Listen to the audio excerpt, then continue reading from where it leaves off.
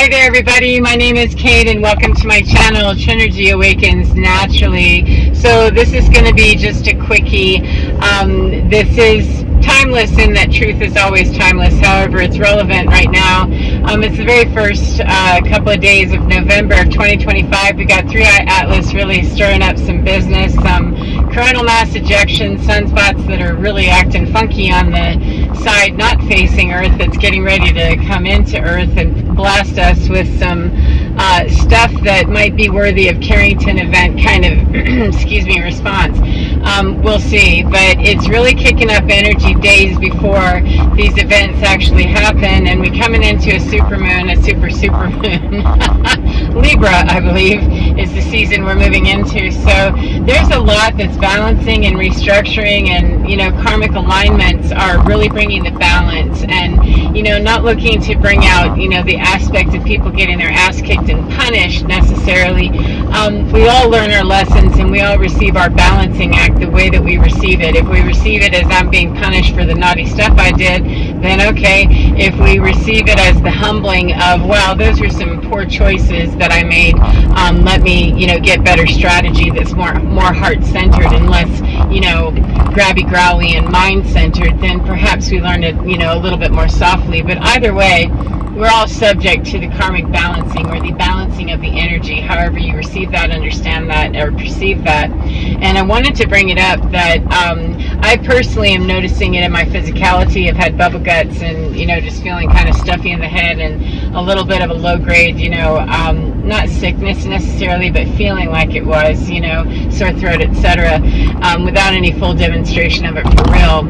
Aches, pains, and things like that, and kind of just a fogginess that was trying to land and get in there. So I've had to stay very aware and conscious and mindful of my physical body as well as the people around me. And that's really where I want to land, is that if you're feeling the ascension symptoms, as they call them, the flu-like symptoms, etc., don't be surprised. You're not alone. At least one of us, two of us, two or more gathered, there's 2 million that are feeling it too, with no real explanation in their minds. However, if you've got one that it's related to your spirituality, it probably is. Might be related to theirs too. However, they would be a far press from being able to really address it like that. So anyway, what I want to bring up is the very idea of that, the ignorance of other people that may or may not be tuned in, turned on to their spiritual journey the way that you are. We don't have to account for other people. Hi there, that's the stop sign you have there, cowgirl. The ignorance of other people that can't see a stop sign and yield to oncoming traffic that's at the priority anyway. The ignorance of other people is not your problem. To try to account for it, give room for it, or skosh for it. We don't have to go combat, an offensive necessarily, unless we do. However, accounting for it and being Jesus-like and going, well, forgive them for their ignorance, etc., that only goes so far. That I'm going to buy that story, that sometimes people need to understand the harshness. If I said no and I meant no, back up, back off, and you got to go, because people are feeling the fear, they're feeling the kicking up of the energy, whether they're turned into their own stuff or not, or tuned in the same way that I am. I don't care. All I need to know is that I do understand. I'm very mindful of my energetic space, and I'm very energetically aligned with my own face to know my pattern and my stability and what it feels like to be me, so that whenever I see freaky stuff come zooming by me, or people start really acting weird around me, I can notice that. I can see the shifts and the dynamics changing, and I can watch it in real time. I don't need to rely on somebody to get spooky or weird, out here in some major demonstration. I pick up on very subtle cues, so that I don't have to get knocked in the mouth, with something being real big, because that's how my life used to be, in a very unconscious state. And that's the whole point for me, is that as I move into a more conscious state of understanding and being, then I am consciously aware of the shifts that I'm seeing around me. I don't have to dip into somebody else's whole story about why they're doing what they're doing. I could care less. It's none of my business. We rarely have anything we need to do. In my humble opinion, I rarely have anything I need to do with anybody else's story, because if their story is what's running through, I don't want to know. I don't need to know you. I need to just move you on, move me on, or just disengage this. And so what's happened recently in this season of cleanse, cleanse, cleanse, it's always cleansing, at some point or another. The universe gives us opportunities to scrub ourselves clean, of all the karmic baggage. And when we're magnetically aligned and, frequency aligned to do that with very strong input from outer space, and interdimensional stuff, then, it's going to really track very differently. And so recently I felt the need to just clear out my address book, as I do, routinely clear out, and I actually did a meditation not too long ago in association with Samhain and All Souls Day, etc., Halloween, etc. Not particularly because I practiced anything in particular, but because I know the powers were very strong and I was guided to do so. So I did a meditation and was guided through that, to just do a release. And I did an actual release of several, entity-bodied, people that were in my world still spooking around and acting weird. And I just didn't like it because I'd released them before. And I don't really, want to know what all that's about, etc. However, they showed up again, 2 of them. It's, down significantly from what it used to be. However, 2 of the last round that I went through showed up again. One of them, we have, professional business to finish out, and I'm going to let that one play itself out, and keep a great distance of any bullshit about, friendship being involved with that. That's a business arrangement, and, keep it very tight. And so far that's been honored. However, the other one is someone that, I was pretty sharp and severe in the last clearing that I did energetically with them of just move off. We don't have anything to share, and whatever hungry ghost you're trying to feed, I'm not the feeding station for that, and I don't like you as a person. I don't appreciate spending time with you. It's no fun. It's a drag, and, you're too needy and clingy is really, on every level that I observed that, looked at that and gave that a fair assessment. It just doesn't nourish me in any level, and I'm not here to save masses of, hungry ghosts. There's no such thing as that. That's called codependency, and spiritual sovereignty is all about, kicking people off my platform to say, hey, that's yours. I don't stand on your platform because there's only room for one in your chariot, and there's only room for one in my chariot. We can ride, in the same direction. However, there's only one. This is a unipod, not a multipod, and that's what the codependency and enmeshment of people who spiritually feel, attached to others because they see light, they see truth, they see a loving, kind, gentle something, and then get real super surprised and butthurt and move into all their operational fields of weirdness whenever there's a severity of, no, I don't play like that, because I'm loving and kind. Please don't, mistake what you're seeing here, that I'm going to tolerate whatever that is that you got going on there. I still have a standard of operation for myself and a standard of friendship, a standard of relationship that's reciprocal, that is reciprocal, or I'm not playing with it. And so that was just, this one person was kind of the last of that residual of me finally getting it, that yeah, this isn't a reciprocal relationship. This is a pain in the ass that comes routinely and asks for something in spirit. Even, I would dream about this person, and I don't have any kind of reason to be dreaming about this person or having them enter my astral space for any reason whatsoever, except that that's a very, spiritually aligned person who's being driven by stuff outside of her that's very dark, with dark attachment, that I don't really know much about, because I'm not given all that information, just to know that, okay, that's somebody that's got attachment to other things that patterns in and is used by frequencies that you're quite familiar with, that patterns in for you to clear that, friend. So do that, which is why I started eliminating her to begin with. However, it's quite persistent. And so I did this clearing, excuse me, within the last day or two. I don't know. It's been kind of a consistent roll for several days now, because the energies have been intense. If we're going to subscribe to the spiritual warfare thing 909, I'm going to go ahead and say, yeah, fully engaged. It's been at battle mode for quite some time, quite a while. Assume your positions, and this morning, I was feeling just overcome with some real weird stuff. I felt kind of nauseous and very dark and heavy all of a sudden, and was in the midst of a meditation where I was clearing again. And I'll be darned if I didn't pull out of that, because I went into meditation because I started to feel that weirdness, and I went into that meditation and actually laid down and, put on some music and really, turn that into a very concentrated effort, not just a walking meditation or go for a hike or something. It wasn't that simple, that it needed to go into a lockdown right here, that this person came up and in the meditation, and I cleared her out and said, you got to go. We don't have anything in common, and you pattern in as an old pattern that is very karmic for me, and I'm not looking to repeat any part of this, and I need the universe to understand that I'm cutting you loose and move away from me, step away, because we don't have any business that I'm willing to do, and there is no story, there is no Akashic record, there isn't any lifetime baggage, there isn't any bullshit that I'm subscribing to that says I have to put up with you in any format whatsoever. If I'm not taking that kind of behavior from anybody from my past, I'm certainly not taking that sloppy standard here in my present. That's sending a very mixed message to me and the universe, and why you keep swinging through, I'm not sure. However, let me be real effing clear with you. And would you not know, I pulled out of that meditation feeling better, the darkness, abated, etc. But I haven't heard from this person in several weeks, and she got her feelings hurt the last time, with the very curt message that I gave her. I wasn't mean, I wasn't cruel, and I hadn't blocked her yet. I was asked not to. Just let it ride. Let people go right to the point of their, annoyance or whatever, and let them walk away on their own. Give them the opportunity to do that on their own, to just step away before you are, burned away, or, 1111, or whatever it is, assaulted away spiritually.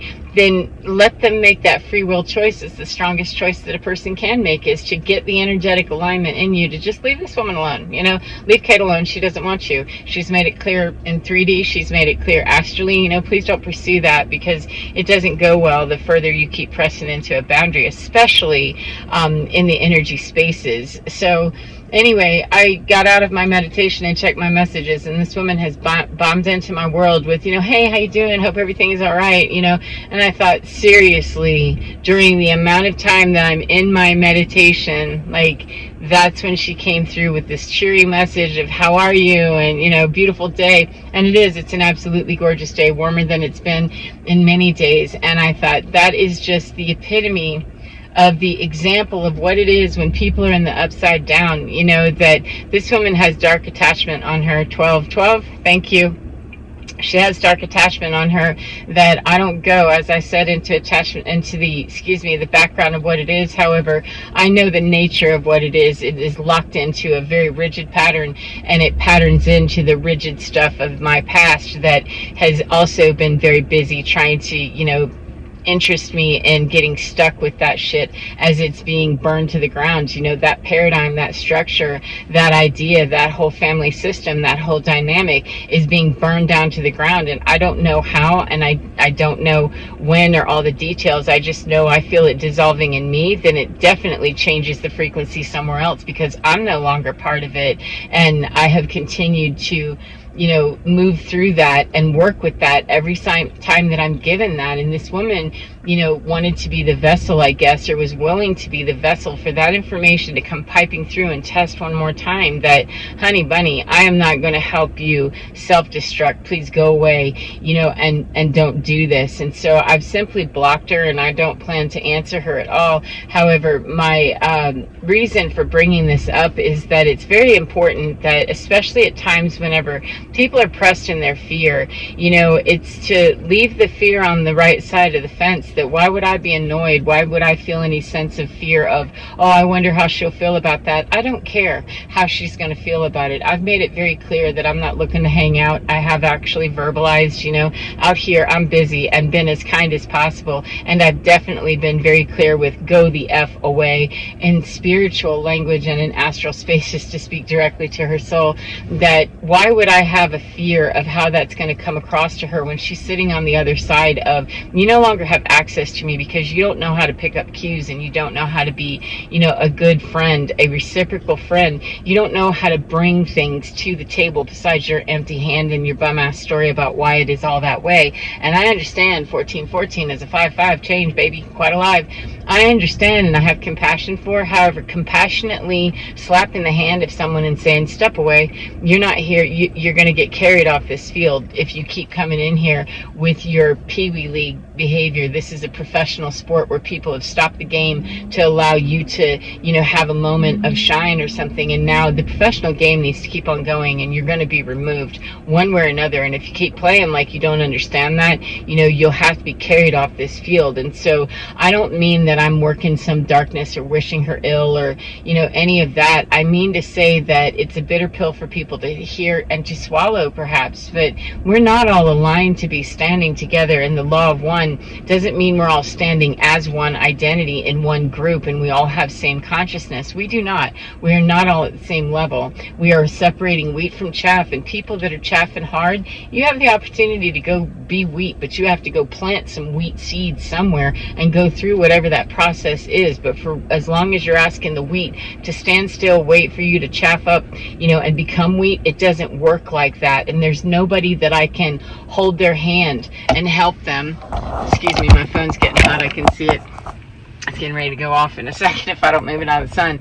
When people are asking me to hold their hand and babysit them through their uncomfortable feelings, you know, that's the fear point for you. That's where the greatest empowerment happens for you. It's where the greatest empowerment happens for me. It's the greatest place of really realigning into a new timeline that can be, is to stand in the fear of that, face that, and leave the, you know, the uncomfortable on the other side of the table, on the other side of the equation, to say, your side of this equation is absolutely incorrect, and my side of this equation isn't going to try to do this bad math with you anymore. I'm leaving this, you know, equation experience with you, and to leave the discomfort over there where it belongs, that I'm not uncomfortable with why I don't want to hang out with you. And perhaps, you know, being left with the mystery of, I wonder why Kate didn't answer me, how could she, or whatever she might come up with in her very busted logic and her 3D mind, that is her discomfort and her fear of rejection or fear of whatever it is that can sound so hateful.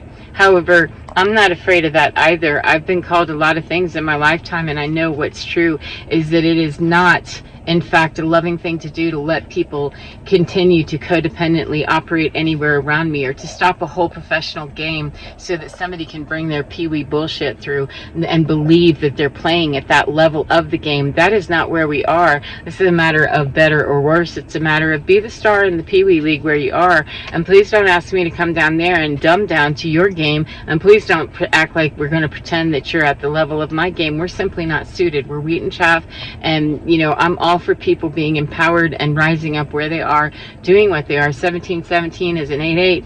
However, not recognizing the reality that not everybody is going to wheat with me, and I'm not going to wheat with other people who are stronger, you know, higher wheat field than me. It is a matter of understanding that we're in our brilliance and our sovereignty, and we're owning our own fears about rejection, acceptance, you know, what I deserve, what I don't. That's dealing with that and being left to deal with that. When people get honest about, yeah, what you're bringing isn't really appropriate for me, and socially, I care less about my social acquisitions or my social status or my social acceptance than I do my spiritual acceptance of me, because when I'm really there with myself and understand where I've been wheat and where I've been chaff, and I understand how to really move that and make sure I'm planting wholesome seeds of what I really want to see coming true for me, as I consistently am doing that, then I'm really not caring too much about the chaff having butt hurt with me. So anyway, it's time for me and my dog to go on a hike and experience, you know, a different reality for a while, to let this go and to feel, you know, easy in my heart that even though I don't love the idea of hurting somebody else's feelings, this is a pedestrian earth-based experience to worry about someone's feelings. They're yours, they're not mine, and why would I stand in the way of my own design? That I'm here to live my life and be as brilliant as I can in my experience of this without expecting anybody else to lift me up. And if that's the case, then they also don't have the right to tear me down. And so that has to be extended back across the table to remind that person, slap this hand and move on with you, that I'm not here to lift you up or to affirm you, especially whenever I have released you and told you to go away. That's a dishonoring of my boundary that I'm not going to play. So anyway, take care of yourselves, as I said, and enjoy your day and get within your skin, because you're divine. It is absolutely gorgeous, wheat, chaff, all of it, all the time, and it is absolutely fine, and it can take care of you. It does take care of you, and shows you how you can separate wheat and chaff within you, and how you can grow more seeds of wholesome wheat within you if that's what you choose to do. Take care of yourselves, friends, and I'll see you again next time. Mwah. Bye-bye.